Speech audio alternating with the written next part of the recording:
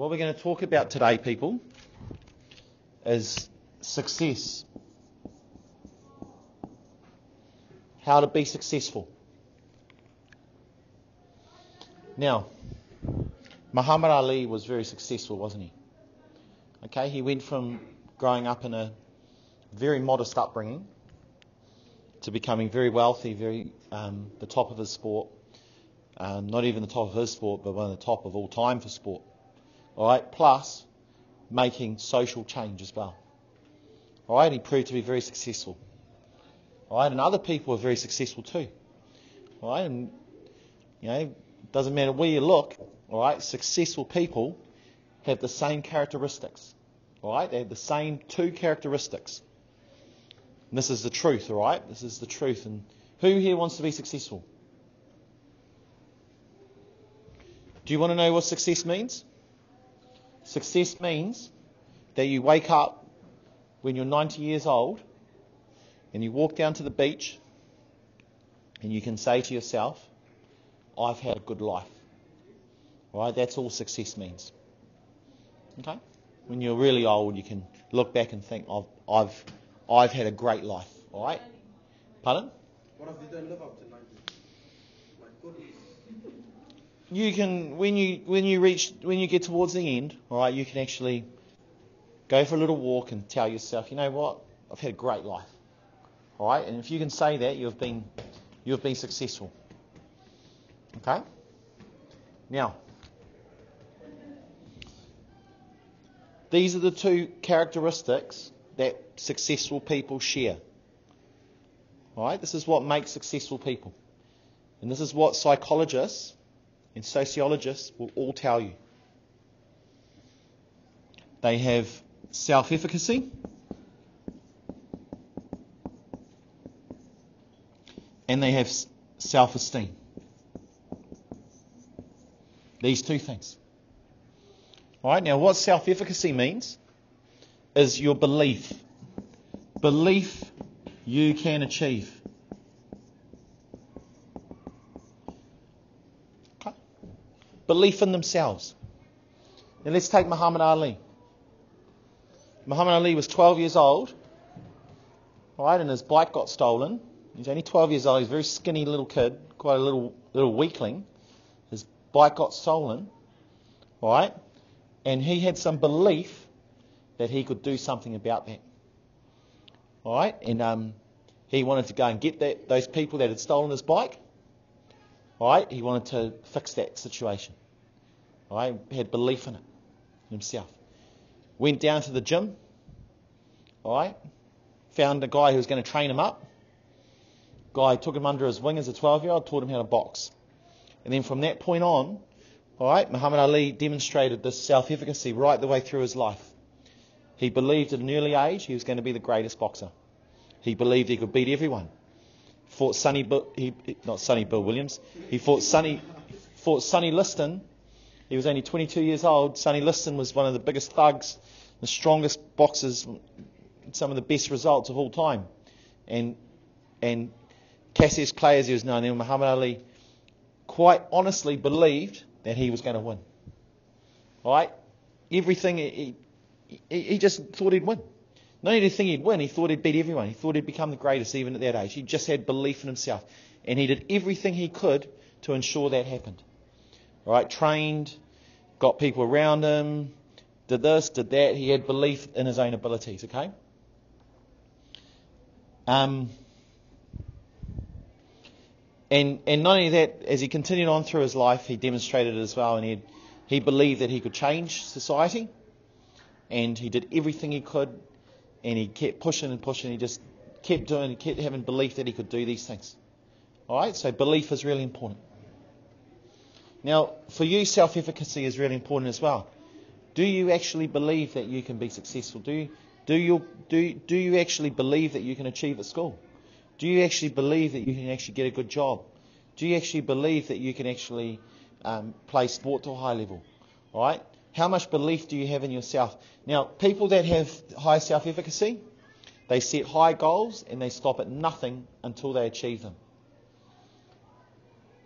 For example, People who have low self-efficacy, all right, will not really have goals, or they'll have or their goals will be minimal. And when they have setbacks, they encounter problems, they'll give up really quickly. And I see this all the time at school. I see this all the time with people who have been asked to do a little bit of work, and they look at that work, and they look at it and think, I can't do that, it's too hard, and they give up and they don't even bother. All right? Yet the people with high self-efficacy and high belief in themselves, they look at what they have to do, and they get on and they do it. All right? And if they can't do it, they take it upon themselves to make sure it gets done. Right? Does that make sense? Now I'm going to tell you another little story about someone with high self-efficacy. Has anyone heard of Mahi Drysdale before? Okay, he was a rower at the Olympics, and he was the world champion. He'd won the world championship 3 times, 3-time world champion. And he went to the Olympics as the hot favourite to win a gold medal. And it's really hard to win a gold medal at the Olympics. Only 28 New Zealanders have ever won a gold medal at the Olympics over 100 years. And he went there, and just before the competition started, he became violently ill and started throwing up everywhere. He couldn't eat, couldn't hold food down. He was in bed, couldn't do his training and things. And he still managed to compete and race. However, because he was so sick, he had actually lost quite a bit of weight and quite a bit of his strength. And at that elite level, it's really, really hard. You know, those few percentages make a big difference in terms of what you can do and things. And he raced, and for the first time in years, he actually lost the race, and he came third. He got a bronze medal. He was actually leading for the majority of it, and at the end he just hit the wall, and he just lost all his strength. He just couldn't finish it off, and he ended up getting overtaken and got a bronze medal. All right? And the interviewer went up to him and said, Mahi, you know, you must be so disappointed. You must feel so unlucky. You know, you're the hot favourite. You haven't lost in 4 years. You've beaten everyone. You're a 3-time world champ. And you get sick just before the competition. And how unlucky is that, you know? And his reply to that actually defined him. His reply to that was, you know what? I had a job to do, and my job was to be as fit as I could possibly be on that start line. And I allowed myself to get sick. Right? And I got sick, and that's my fault. I allowed myself that to happen. Now, who knows how he got sick?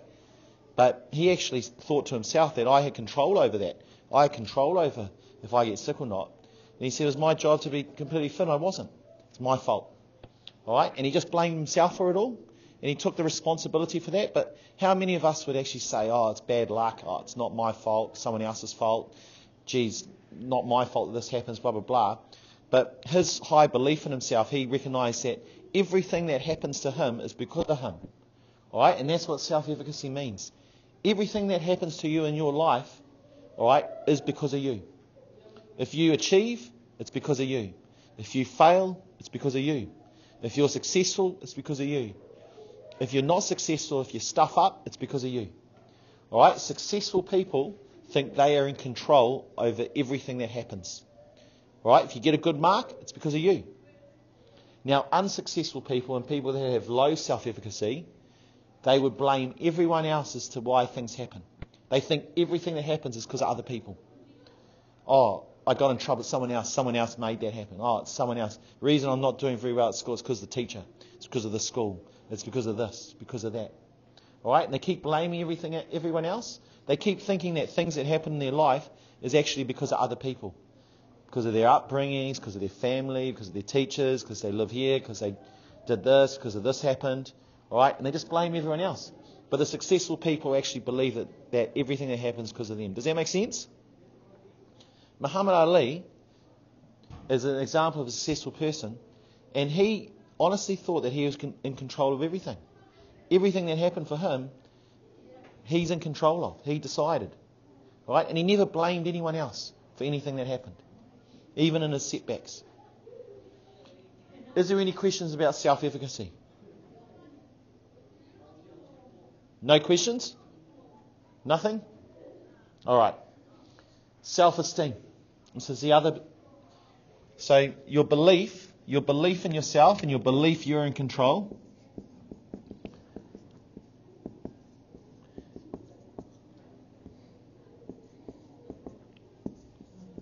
The belief that what happens is because of you. Okay? That's what self-efficacy means. Belief that everything that happens is actually because of you and that you can actually do things about it. Now, self-esteem.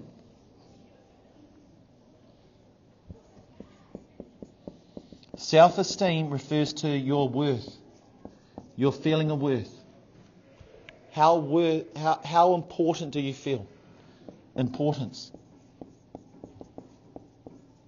Muhammad Ali, from a very young age, felt like he was important.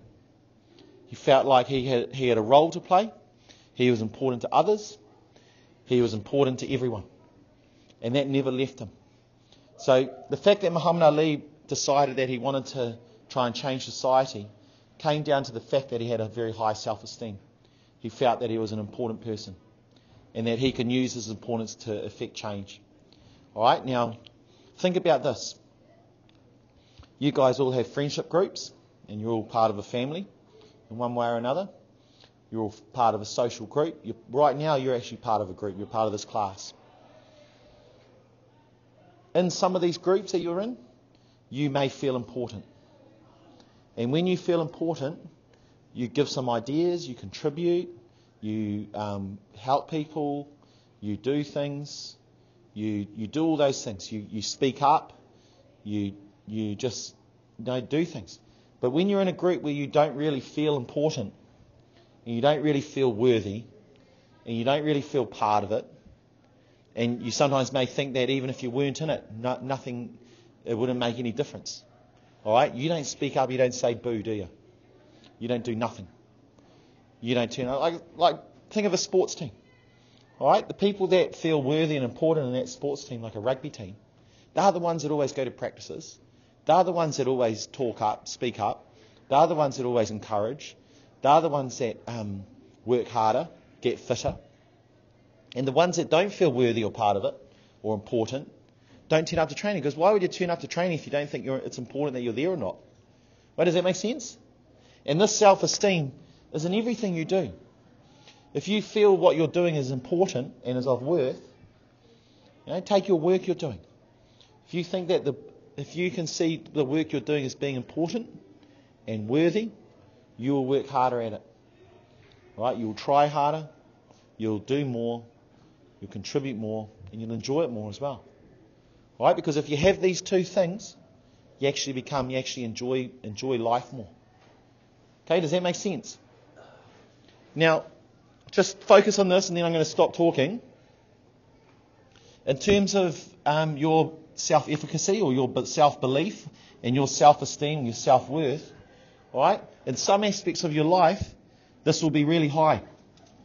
And in some aspects of your life, it may be very low. But it's very important that if you want to be successful, that you actually have high. You won't have success unless you actually believe you can do something, and you believe that it's important, and you believe that it actually has worth and it's important. All right? If you don't think it's important, and you don't think you're important, you won't be successful. Does that make sense? Right, I've videoed all that.